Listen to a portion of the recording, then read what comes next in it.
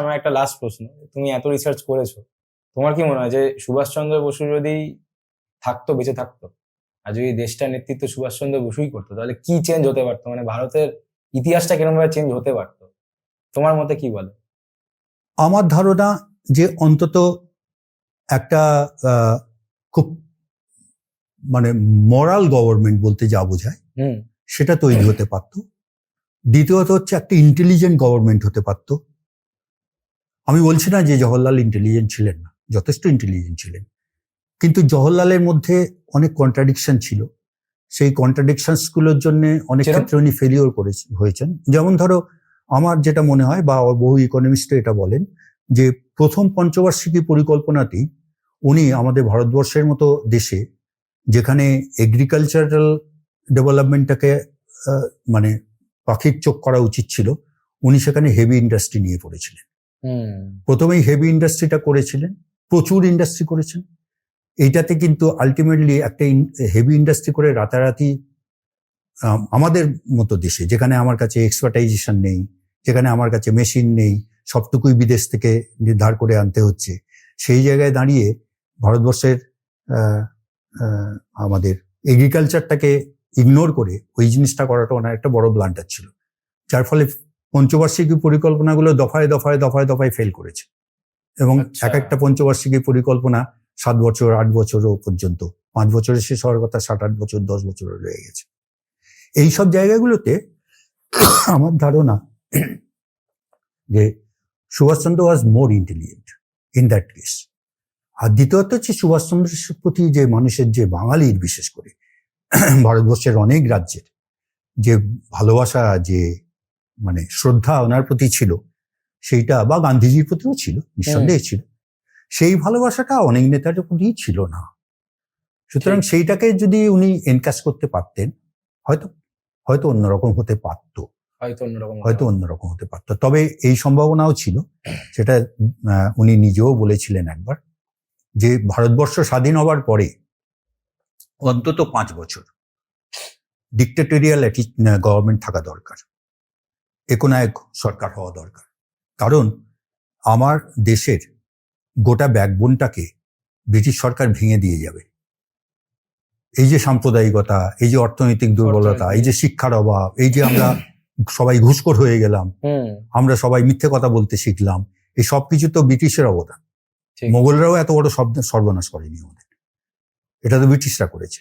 তো উনি সেইটাকে লক্ষ্য করেই বলেছিলেন যে ব্রিটিশ সরকার আমাদের যেভাবে কোমর ভেঙে দিয়ে গেছে, এই জিনিসটাকে সোজা করতে গেলে আমাদের 5টা বছর অন্তত একনায়কতন্ত্রের মধ্যে থাকতে হবে, তবেই আমরা কিন্তু ঠিক জায়গায় গিয়ে পৌঁছবো। এমন হতে পারে যে ওনার মধ্যে একটা কিন্তু ওই রকম একটা একনায়কতন্ত্রের ব্যাপারটাও ছিল, এটাও অস্বীকার করার কিছু নেই।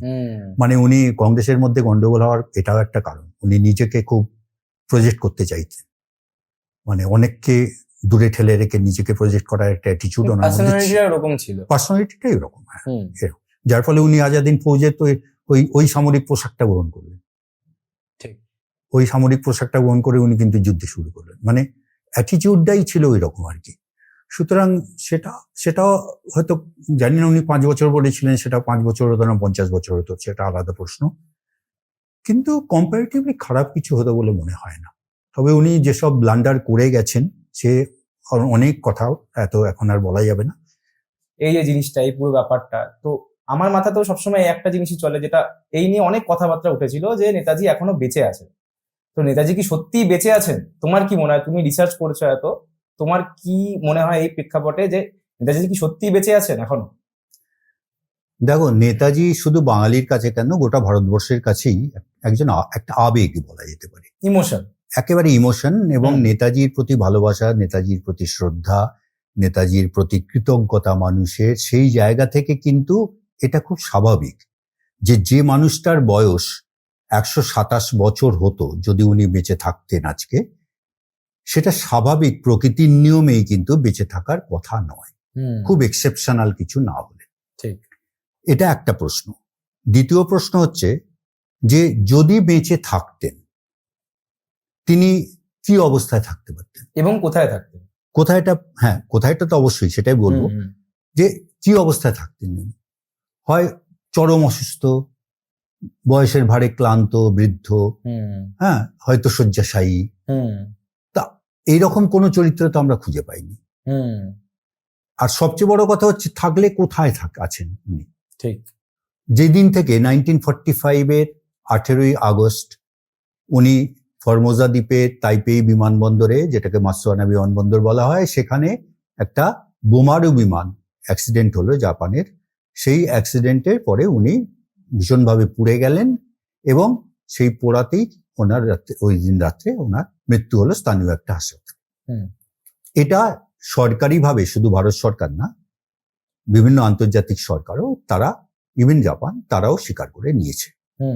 এবং খুব সম্প্রতি গত বছর সেপ্টেম্বর মাসে দি উইক পত্রিকায় একটি বিস্তারিত সরকারি তথ্য এই ব্যাপারে বেরোয়, যেখানে একেবারে লাস্ট কথা হিসেবে মেনে নেওয়া হচ্ছে যে নেতাজি ওই দুর্ঘটনাতেই মৃত্যু হয়েছিল।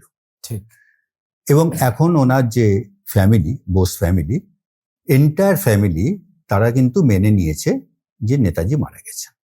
এবং শুধু মেনে নিয়েই তারা ক্ষান্ত হননি, নেতাজিকে নিয়ে যেসব গুজব, আমি গুজব শব্দটা খুব কনসিয়াসলি ব্যবহার করছি, রিউমার্স, যে বেঁচে আছেন, কেউ বলছেন উনি সন্ন্যাসী হয়ে বেরিয়ে গিয়েছিলেন, কেউ বলছে উনি গুমনামি বাবা হয়ে বেঁচেছিলেন, কেউ বলছে উনি এখনো বেঁচে আছেন মহাকাল হয়ে, এই যে সব কথাবার্তা হয়েছে, এই গুজবের বিরুদ্ধে তারা হাইকোর্টে মামলা করেছেন।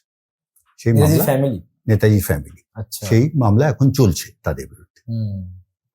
এখন খুব স্বাভাবিকভাবেই আমি একজন মানে অনুসন্ধানী লেখক হিসেবে আমি দীর্ঘদিন ধরে নেতাজিকে নিয়ে পড়াশোনা করেছি, নেতাজির সম্পর্কে খোঁজ খবর রেখেছি।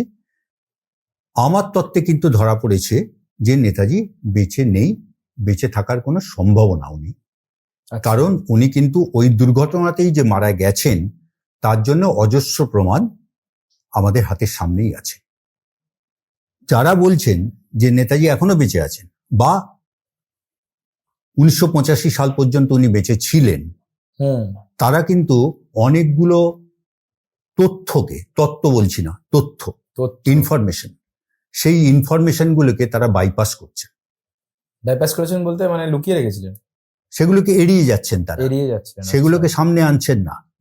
আনছেন এমন কতগুলো তত্ত্ব, থিওরি, নট ফ্যাক্ট, এমন কতগুলো থিওরি আনছেন তারা, যে থিওরিগুলো তারা নিজেরাও কিন্তু এস্টাবলিশ করতে পারেননি এখনো পর্যন্ত। ঠিক। অদূর ভবিষ্যতে কি হবে আমি জানি না, কিন্তু এখনো পর্যন্ত শুধু আমার রিসার্চ না, বহু মানুষের রিসার্চে এটাই এসেছে যে উনি মারা গিয়েছিলেন এবং ওই বিমানবন্দরেই মারা গিয়েছিলেন, উড়ে গিয়ে বিমান দুর্ঘটনাতে। এবং যেটা লেটেস্ট, যেটা আমার রিসার্চে বেরিয়ে এসছে, যে ওই বিমান দুর্ঘটনাটা কিন্তু খুব স্বাভাবিক বিমান দুর্ঘটনা নয়।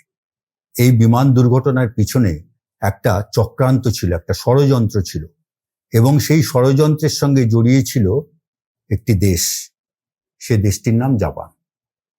জাপানি মেন ষড়যন্ত্রের মূলে ছিল।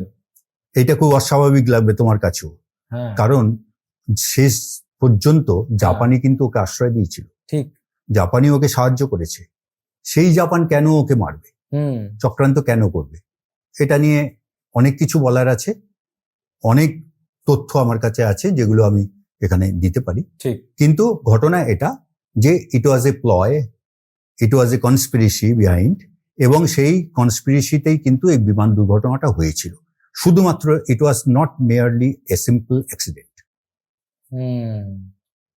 কারণ ইন্টারন্যাশনাল এরিনাতে এই ধরনের পলিটিক্যাল কনস্পিরেসি হয়েই থাকে, এবং এটা নিয়েই কনস্পিরেসি থিওরি বলতে যা বোঝায়, সেই কনস্পিরেসি থিওরির মোদ্দা কথাটা হচ্ছে যে আমি তোমার বিরুদ্ধে চক্রান্ত করলাম, তুমি তাতে মারা গেলে, কিন্তু সেই চক্রান্তে, আমি যে চক্রান্তটা করেছিলাম তার পিছনে আর একটা চক্রান্ত আছে, তার পিছনে আরো একটা চক্রান্ত আছে, অর্থাৎ একটার পর একটা চক্রান্তের আলটিমেট ফল হচ্ছে তুমি। আচ্ছা, নেতাজির ক্ষেত্রেও সেটাই হয়েছিল, চেইন অফ ইভেন্টস। ওকে, হ্যাঁ। তো আলটিমেটলি নেতাজি মারা গেছেন। মোদ্দা কথা হচ্ছে নেতাজি বেঁচে নেই।